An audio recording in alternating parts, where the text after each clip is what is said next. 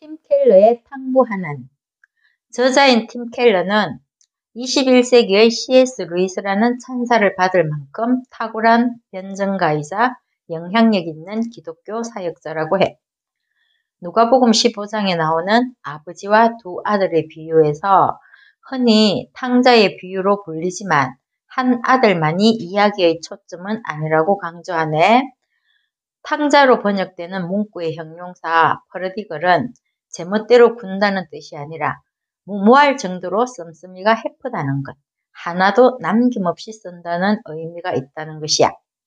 비유 속의 둘째 아들만이 아니라 아버지를 수식하는 말로도 어울린다는 것이지.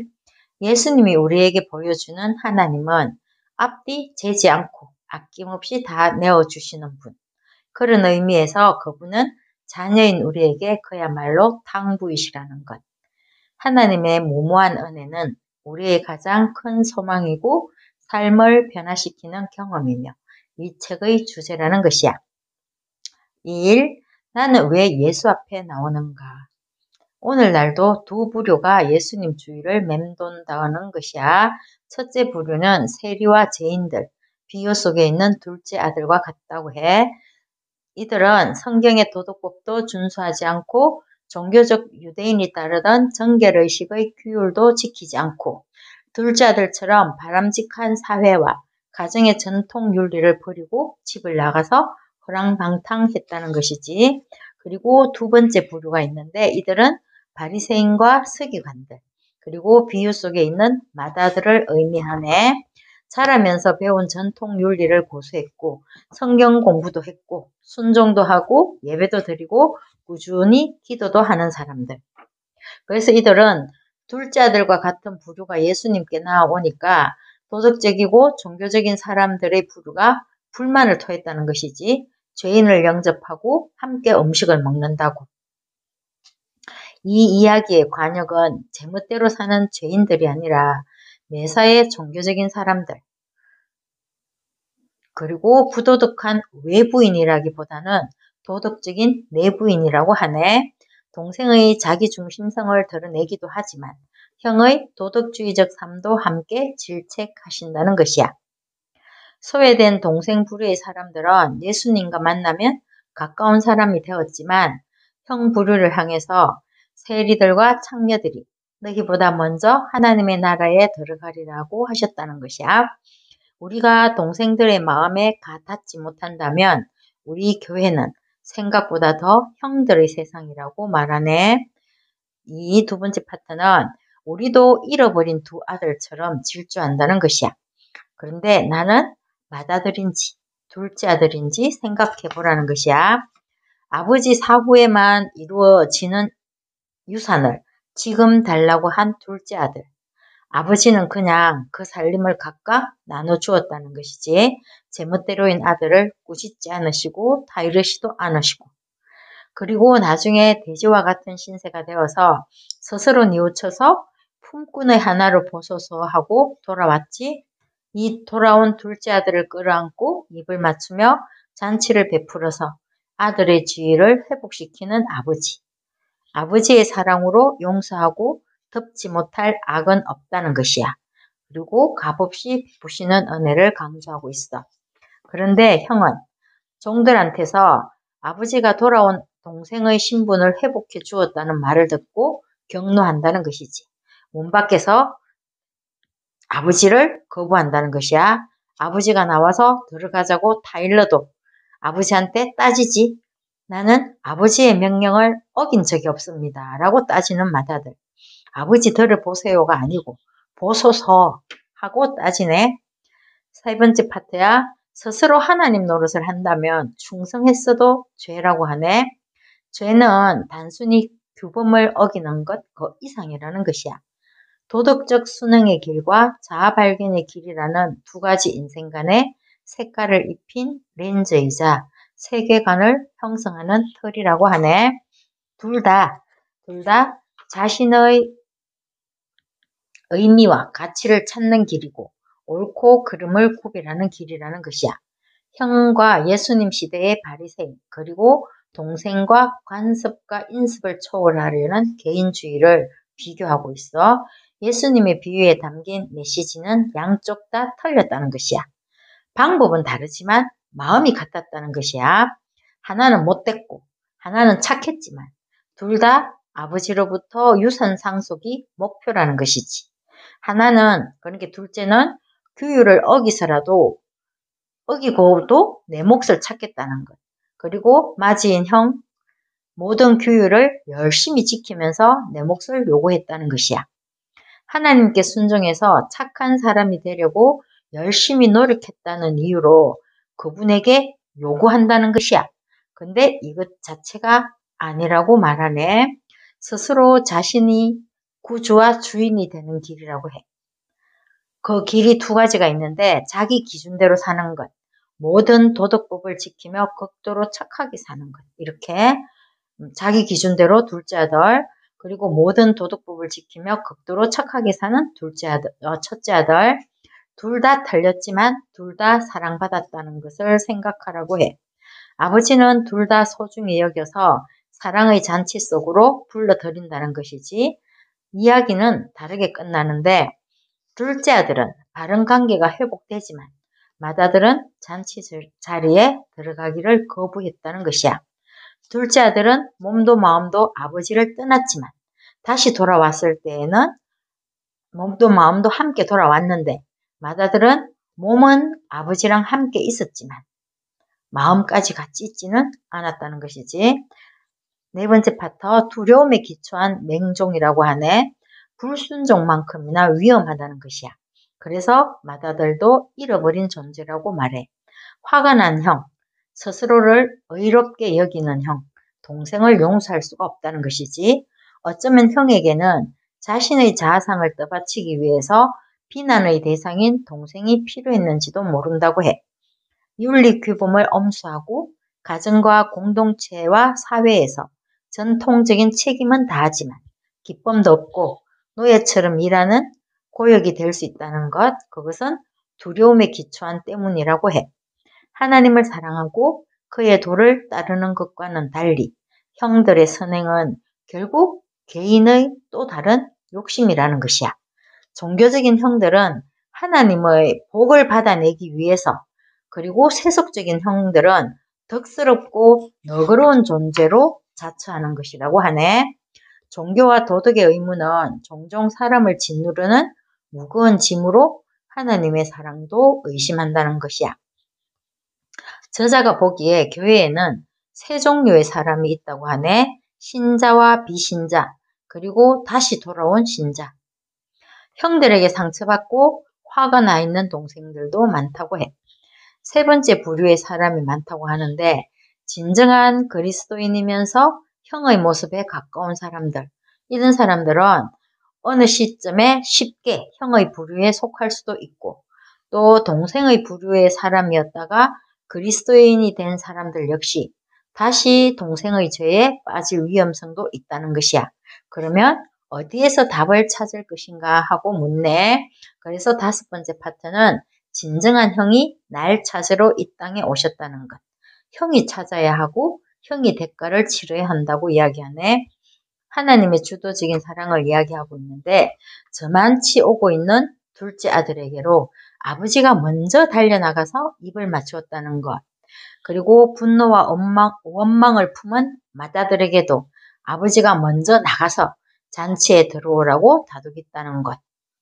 또 하나, 우리의 회개는 개별적인 죄를 뉘우치는 정도가 아니라 그보다 깊어야 한다는 것인데, 흔히 우리는 죄의 목록을 꺼내서 항목별로 그분께 사죄해야 한다고 하지만 그것을 뛰어넘어야 한다고 해.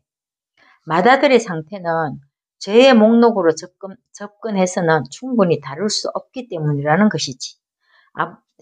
형이 말하지, 맏아들이 내가 아버지의 명을 어김이 없었다고 말했고 아버지도 그것을 부인하지 않았다는 것.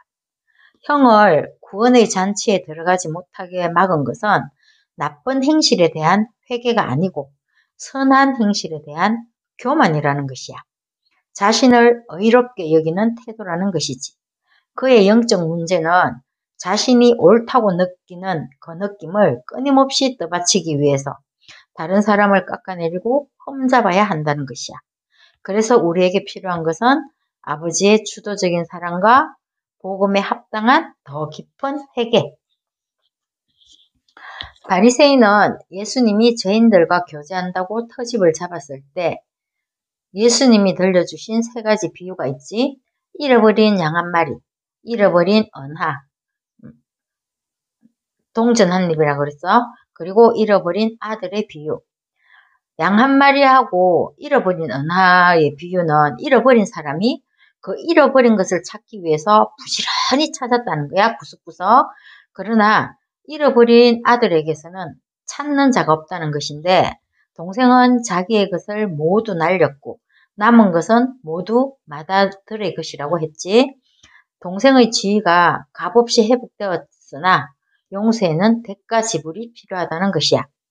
형으로든 동생으로든 우리는 아버지께 반항을 했고 우리 대신 빛을 갚아주신 예수님을 강조하는 거야. 온 우주의 주가 십자가를 지시기까지 우리를 사랑하시기에 우리는 형이나 동생이 만들어내는 두려움과 결핍으로부터 해방되어야 한다고 말하고 있어. 6번째 파트, 이 세상은 아버지의 집으로 돌아가는 귀향의 여정이라는 것이야. 어떤 의미에서 우리는 모두 둘째 아들과 같다고 해. 유랑자로서 집을 그리워한다는 것이지. 아담과 하와가 에덴에서 쫓겨나고 가인이 아벨을 죽인 죄로 땅을 유리해야 했고 야곱은 아버지와 형을 속이고 도망을 가서 오랜 세월 유랑했다는 것. 요셉을 비롯한 야곱 일가는 기근 때문에 고국을 떠나 이집트로 가야 했고 다윗도 왕이 되기 전에 수배자가 되어서 방랑 생활을 했다는 것. 이스라엘 전체가 너부갓네살 왕의 포로로 바벨론으로 끌려갔지. 탕자의 비유는 우리 모두에 대한 이야기라는 것이야.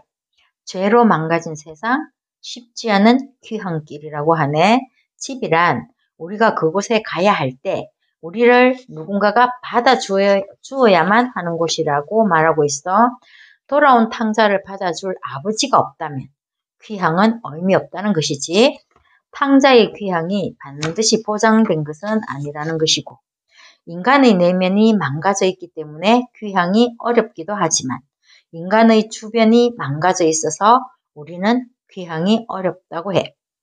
여우도 굴이 있고 공중의 새도 거처가 있으되 인자는 머리 둘 곳이 없다고 하신 예수님.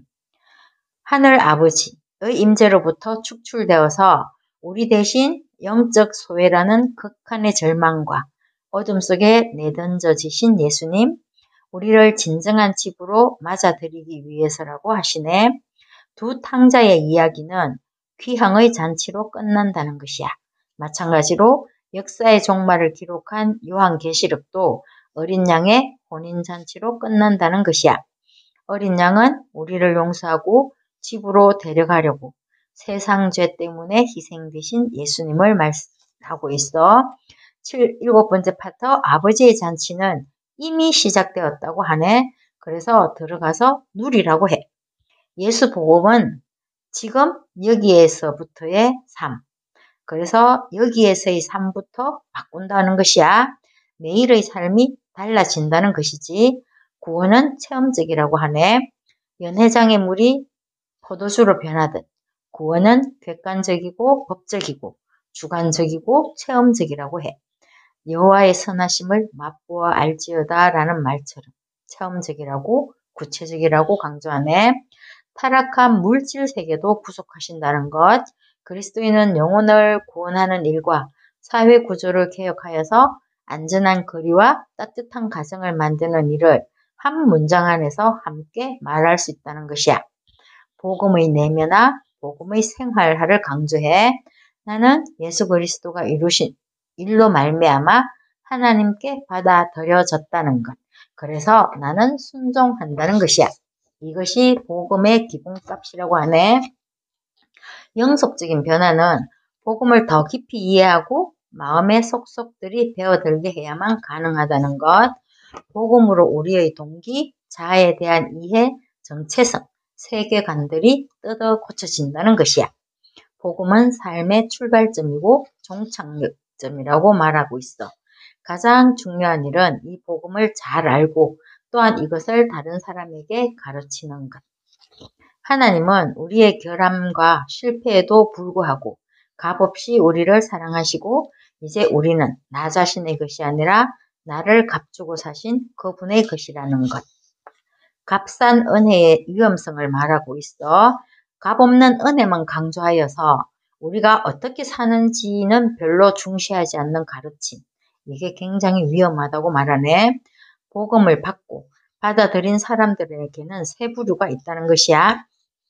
씨 뿌리는 비유를 가지고 이야기하네.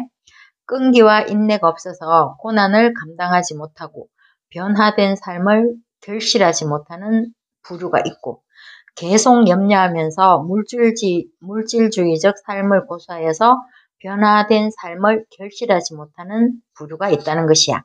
그리고 세 번째는 유일하게 변화된 삶을 결실하는 부류는 더 열심히 노력했거나 더 순종한 사람이 아니라 하나님의 말씀을 듣고 깨닫는 사람들이라고 하네. 혼자서는 성장할 수 없다고 말해. 잔치는 본질상 공동체적이라는 것이지. 흔히 그리스도인들은 예수님과 관계를 맺고 그분을 더 잘 알아가고 싶다고 말은 해. 그러나 이것은 혼자서는 절대로 불가능한 일이라고 해. 비유에 나오는 형부류의 사람들이 가득 차 있는 교회를 멀리 하려는 사람들이 지금 무척 많다는 것이지 이것 또한 방식만 다를 뿐 스스로 의롭게 여기는 행동에 불과하다는 것이야. 다른 신자들의 공동체에 깊이 참여하지 않고는 당신은 결코 영적으로 성장할 수 없다는 것이야. 일단의 그리스도인 친구들이 없이는 그리스도인의 삶을 살아갈 수 없다고 단언하네. 여기까지야.